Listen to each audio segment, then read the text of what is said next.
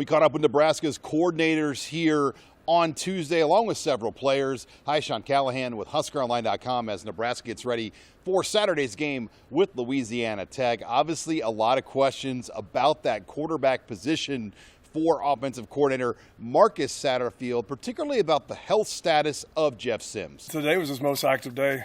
He probably got, 55% of the reps, and so he's out there moving around. I made him keep the ball early on. We do a little team compete period, and I called some stuff where he had to keep the ball and run, and he did a nice job with that. So he's progressing at the rate that we thought he would, and the whole group is just, they're working and preparing for Louisiana Tech, having a good week so far.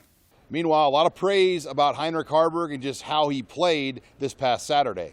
I thought he had unbelievable energy. I thought, he had great tempo in and out of the huddle. He had great tempo when we were going no huddle. I think he ran with reckless abandonment. I think that he was, highly competitive. He took care of the ball. He got, they kind of closed in on him on that one fumble. But he did a nice job as many times as he carried the ball, protecting the football.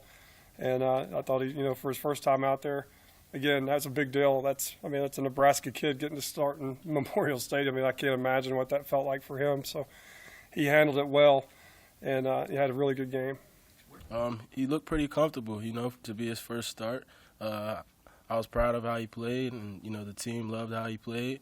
And, he stepped up when his name was called. So he's going to continue to get more comfortable as he takes more steps.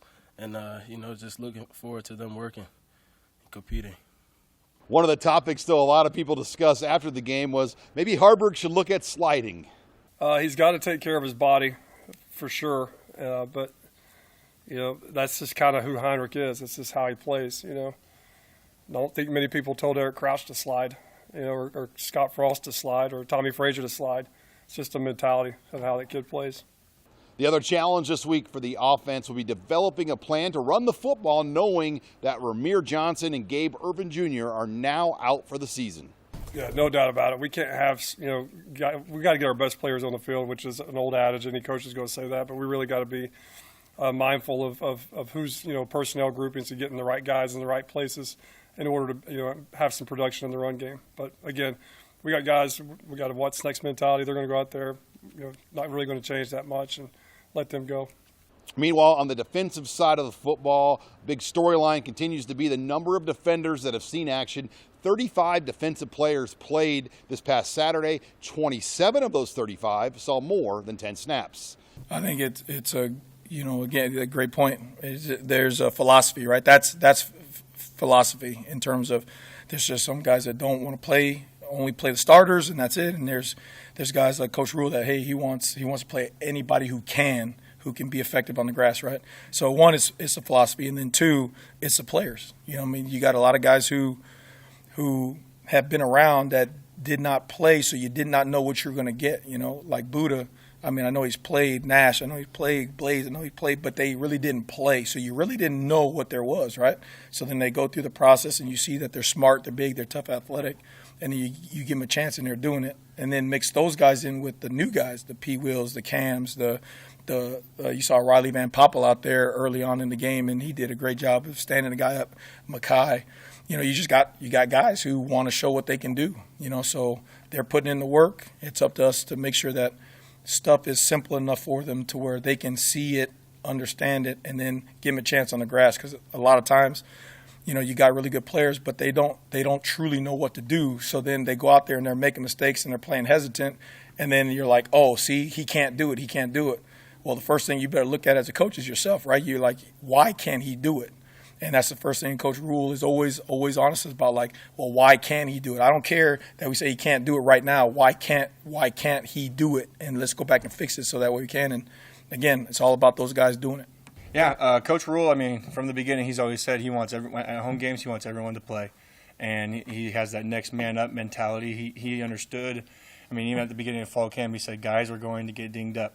And whether that be beginning season, late season, whatever it's going to be, someone's ticket is going to get called, and you better know what you're doing. So I'm really proud of those guys to step up and go out there and execute the plays that we had and to go out there and get our first dub. I know we got a lot of guys that can play.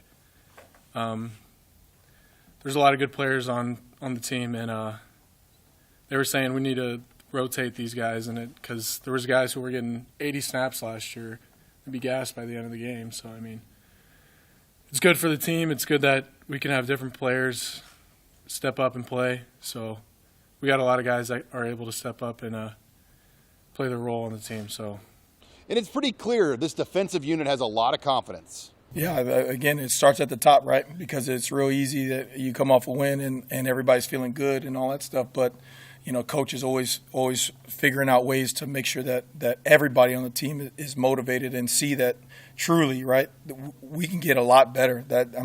Some of that stuff out there was ridiculous. And if we focus on that, on the process of playing great defense, play in and play out, everybody doing their job, then it shows up on the grass. And when it shows up on the grass, the guys, again, they believe. And then they believe more in the process. And then they put more feet to the grass of the process. And then, you know, you're able to look after the season when we're said and done. And if we're a great defense then we're a great defense. But right now we're an improving defense. Nobody's surprised. I mean, we knew what we could do. Throughout fall camp, we just saw ourselves getting better and better. So I think just that confidence within us, if we can keep that, you know, obviously there's going to be ups and downs throughout the games. And, you know, if we can keep that going, then we have a pretty good shot. Huskers also weighed in about their upcoming opponent, Louisiana Tech. They're good. I mean, they run the ball for over 180 yards a game. So I know for all this, they want to throw it all over the park, and you know they're really effective throwing the ball. Got a lot of formations. They got explosive wide receivers, multiple, but 6 is dynamo in there, and then their backs. I mean, I think their backs are really good. They make guys miss, and then they're explosive. And then, you know, just the system. They're going to find answers. Very similar to Colorado-ish, you know, in terms of the passing game. Get the ball out quick, get it to playmakers in space. Then when they want to take their shots, they'll be calculated and throw it deep. You know, we're going to see deep shots. So they're tough. You see why they have a lot of success on offense. Very sound defense. You know, the strength. I don't know if y'all got down on the field and saw Northern Illinois. That's a dang good football team. Like, they played really hard and they were very impressive physically. It's a great football team we beat. Louisiana Tech's the same way. I think their front seven's really the best part, most productive part of their defense. I think those they have 2 linebackers that have played a lot of football. I can't remember names, but 6 and 3 are all over the place. 11 and 1 playing corner. They got a sound defense, and they're super athletic, and they've all played a lot of football. They're physical. They attack the ball. They try to knock the ball out and create turnovers, which obviously that's something that, you know, taboo with us right now. We've got to make sure we're taking care of the football. So, they present a definite challenge for sure. And then finally, for guys like Satterfield and White and even wide receiver Billy Kemp, Saturday was their first opportunity to play at Memorial Stadium. Man, the atmosphere was amazing. Never seen anything like it, played in anything like it. So, just blessed to be here and thankful for all the fans that showed up and, all the support we have. That was really like, I told my family this after, like, that's something that's like a bucket list deal. You know what I mean? Like going through the red carpet and seeing all those hopefully future Huskers out there. Then I don't think I've ever been at a place where it was like pregame and you look up and damn near every seat was taken. You know what I mean? Like, you're like, holy cow, this is really cool. And then the light show, I mean, it truly was one of those times where you're like, I'm going to remember that for a long, long, long time. So it was amazing. I got my test run in the spring game, but it felt good. It felt, you see the big sea of red, to see everybody say go big red, especially the fourth quarter little show we had and everything like that. It felt good, man. It felt good to everybody. We got a lot of support within the community of Lincoln. With the Huskers here in Lincoln, I'm Sean Callahan of HuskerOnline.com.